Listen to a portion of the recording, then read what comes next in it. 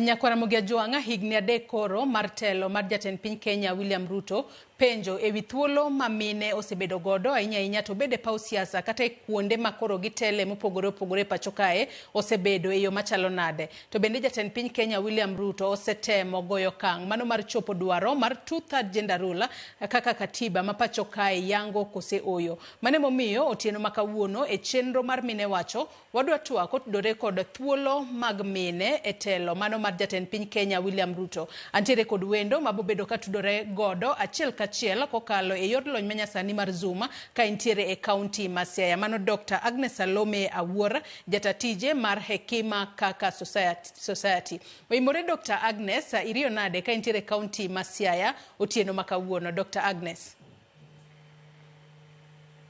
Ariyo maber ahinya, erokamano ahinya Joyce kuom luonga e studio kawuono mondo wawuo gima timore. Siaya jingima koth chwe wamor wagoni Nyasaye erokamano.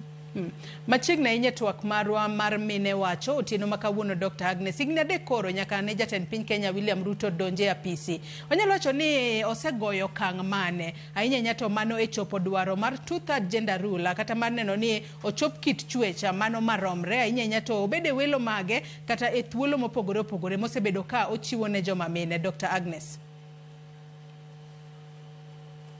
Joyce, the 2/3 gender rule and enshrined in our constitution in Article 27 of the 2010 Constitution of Kenya. The provision ma article timo eni ka iyiero ji ok en mine kende kata committee yote moyier, there has to be a 1/3, 2/3 gender. Kagin ka goyier kamati mar chuo ariyo kata chuo adek nyaka dhako achiel bedi. Kagin mon adek nyaka dichuo achiel bed kanyo. On all elective positions, bed government appointments, mar senate, bed appointments make parliament nominations, bed nominations make MCAs, county assemblies, bed appointments on boards, but even ambassadorial appointments. Nyaka gin notimre. President Ruto mane obed kapok oyiere nowacho ni koyiere to form committee in 90 days mabo ng'iyo the implementation mar 2/3, the 1/3 gender, the 1/3 gender rule. Lakini osetemo, but I have not seen that committee being formed. Dr. Agnes kiwacho nosetemo, jatend piny Kenya William Ruto osetemo yo machalo nade mar mondo mi one ni joma mine ochwalo negi thuolo maromre kod mago mag chuo ahinya to e sirikande higni adek koro nyaka ne ochak bedo jatend piny e pacho kae. Dr. Agnes. Adwa wacho niya, awacho ni Ruto osetemo nikech waneno ka boards miyiero ji tinde boards go ok gin chuo lilo to gin mine kende. Mine yudore board ka board ma Ruto oseyiero. Gima timore kobet yo mar ambassadorial gi magi to pod wan gi question mark. Kata appointments moko make kaka CSPS nwaneno no temo matin, lakini chuo pod ohingo mon e appointments gi. To gini nyaka ong'i maber nikech gini en enshrined in the constitution to en owuon no promise no botimo. Mae higa mar adek kora kian obotimo higa mar 4 nikech higa mar 4 to irwachopo to higa mar 4 Kenya ka en ga campaign. Kora kia gima obotimo between now and 2027. Iwacho kanyo makare ahinya Dr. Agnes to ka wadhi mana mapiyo kalore network maro e chenro mar mine wacho man mana kod thuolo matin to nyaka watem mar mondo mi wamaka ne moko kuom giga ahinya to mago mamulo joma mine e telo mano mar jatend piny Kenya William Ruto. E kinde mane jatend piny Kenya William Ruto timo kisera mare mar ombulu wanyalo wacho ni jogo mane omula ahinya gin joma mine matindo ma kata joma mine maloko hilni matindo mago miluongo kanyo kod wanyalo wacho ni mago ma kinde mathoth waluongo kaka ni mama mboga. To e kinde mane jatend piny Kenya William Ruto timo campaign bang'e to nobiro kod agulu mano mar Hustler Fund. Wanyalo wacho ni agulu ni mano mar Hustler Fund ma jatend piny Kenya William Ruto nobiro godo. Adiera bo osekonyo joma mine ahinya to mago maluongore kanyo ni mama mboga magine mane wanyalo wacho ni ne gin jogo ma jatend piny Kenya William Ruto ne lomba ahinya e kinde kisera mar ombulu mare. Dr. Agnes. Joyce kanyo iwacho maler kabisa. Jatend piny miluongo ni William Ruto kata Dr. William Ruto kako pakore nikech en jatelo mantie gi PhD e Kenya ka. Nowacho no bog mako lwet mama mboga. To Joyce adwa lero e studio ka ni mama mboga go ok gin mon moko somo. Inyalo yudo ka ng'ato nitie gi master's degree to usa lot. Ng'ato nitie gi PhD to usa lot nikech pok noyudo tich. And it is true kanyo to jatend piny ofail mama mboga. Nadwaro sirikal mar Ruto ni obedie jaboda boda achiel gi kata mama mboga achiel kata e keng mar biashara kata gender. Bikoro wawacho ni kutenda na kusema adiera. Lakini kanyo to jatend piny olwaro wa piny because joma ng'eny moyiere kombego they are elites. To nyaka sani pane ang'o mowinjo bed ni timo mar mondo mi e thuolo mano ma odong' ni mar mondo mi wane ko jiw joma mine ahinya nyata e thuolo ma jatend piny Kenya William Ruto pod odong' godo kapok otieko tam mare mokwongo kaka jatend piny. Dr. Agnes.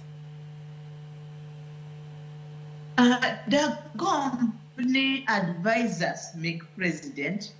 Nyocha waneno ko yier mang'eny nyaka pinywa mag luo kae be nomi tije mek advisors go. To kata jatendo baba miluongo ni Raila Amolo Odinga ochunga ahinya e 1/3 gender rule. En advisor sani mar the president. Gine broad-based government. Onego puodhie ni Ruto ite ni parie mama mboga. Parie jo boda boda. Parie mon manochiungo kinyi kapango ni line. Kawacho ni nyaki lo. Kore kwa wach 2 term. Nikech 1 term kamon boko yudo gimoro. Wabe chunywa uri. And there are women who are professionals, maonge godfathers, katagi godmothers, who deserves sit in the boards, who have insight, manyalo miyo gik mabeyo, manyalo bet PSS, manyalo bet kata ambassadors, manyalo bet CSS. To kama mamo chungi, mtie telo madhi maber. Nye uru kaka wanga tiyo umapith. Okwamie mon moko bedo shine, kato outshine jomoko. Mano e pacha makawuono. To kopogore kod mano ka wang'iyo weche manyalo wacho ni gin sectors mopogore opogore waneno kata kaka ere thuolo ma seche moko semi joma mine obede wechego mago mag yudo thieth mano ma nengo ne ber wechego mag bedo koda kata paro maliw ahinya nyate kuonde mopogore opogore. Tadwa ni wang'iye wechego mago mag thieth nikech wang'eyo ni wechego mag thieth ma ahinya mulo joma mine mapek e kinde mag dhi e ute thieth kacha ka gikonyore kata e kinde mag nyuola. Bende sirikal no sichiwo thuolo makare ne mine mar mondo mi e kinde ma ka gidhi e osiptal to giyudo thieth makare kendo waneno ni waduoko piny kata kwan mag mine ma seche moko wito ngimagi e kinde mag dhi e osiptal nyuol. Dr. Agnes. Joyce iwacho maber ahinya. Kochoko ka wuoth thieth ka dier mine thagore. And kaka nen chon chi Uhuru Kenyatta ne ringo gi gimoro maniluongo ni Beyond Zero.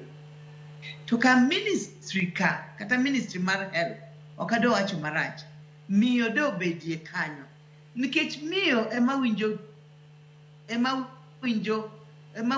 lit ka nyathine tuo ka jaode tuo kata enemo winjo lit maduong' ahinya. To parni Dr. Agnes parni kinde kang'adi matin gijo shan nyaka bed king'iyo matek. Kang'adi matin ema thagore. Kang'adi matin Dr. Agnes parni jatend piny Kenya William Ruto noyiero ng'ama miyo mokwongo kaka jatend migawo mochung' ne wechego mag thieth kapok notimo lokruok ne buch ten migepe mare. Ne ber komedo keto ng'ama miyo kanyo kose nikech wang'eyo ni nogol ng'ama miyo eka oketa ng'ama oken miyo. Joyce, adwa ng'adi matin.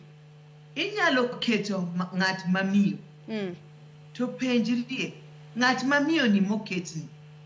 Does she have the proper qualifications? Does she have the proper experience of running a ministry? Okini miya nikech in ng'at mamiyo. In ng'at mose run government. Have you served as a public servant?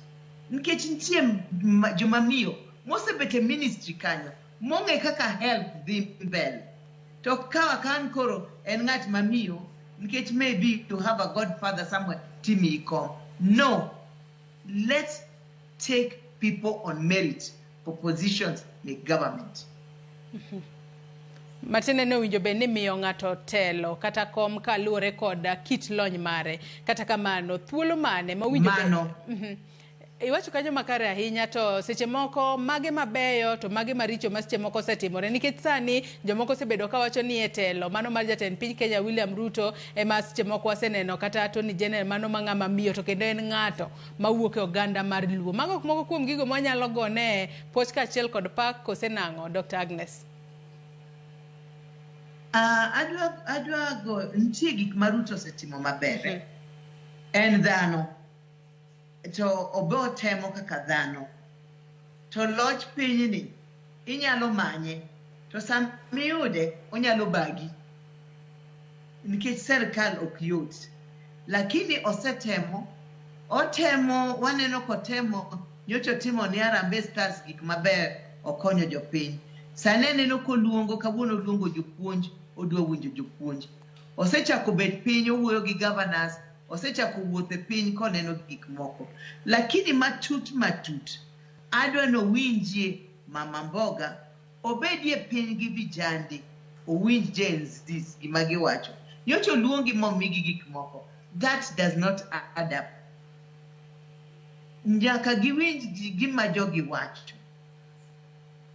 Nyaka giwinj pain mar jogi. Oko miyo gik moko ok solve problems. But when we dialogue respectfully, mano konyo ji duto. Ingisa ni thuolo marwa mano miwo otieno makawuono Dr. Agnes oserumo. Wachni mogik kotudore koda gino ma uwinjo bed ni timo ahinya mar ting'o malo kata jiwo thuolo mar mine telo mar jatend piny Kenya William Ruto ahinya to higni 2 makoro pod odong' godo ka entiere telo. Ka watieko Dr. Agnes. Adwa gono jatend piny William Ruto no setemo a 1/3. Lakini this thing and proper agreement city.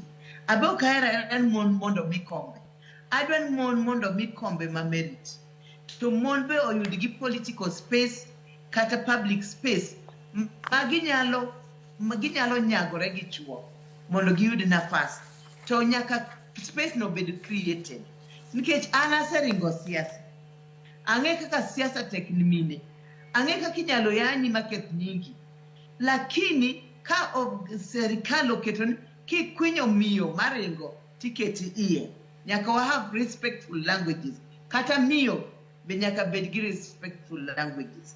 To awacho ni 1/3 gender policy has not been implemented. And prayer mara ni before the end of this term, Ogaira Raila Amolo Odinga, Giruto in the broad-based government, they can have a generational discussion on 1/3 gender policy. Mane makwaya. Erokamano ahinya Dr. Agnes Salome kuom kawo thuolo mar otieno makawuono mar mondo mi bed kodwa e twak e chenro mar mine wacho. Nyakwara Mugia Jwang' gi kanyo wachopo gode giko mar twak mar e chenro mar mine wacho. Wakawo mana yueyo madundo gi sani bang'e taduogo koda weche manyien mamoko. Kik idhi mabor.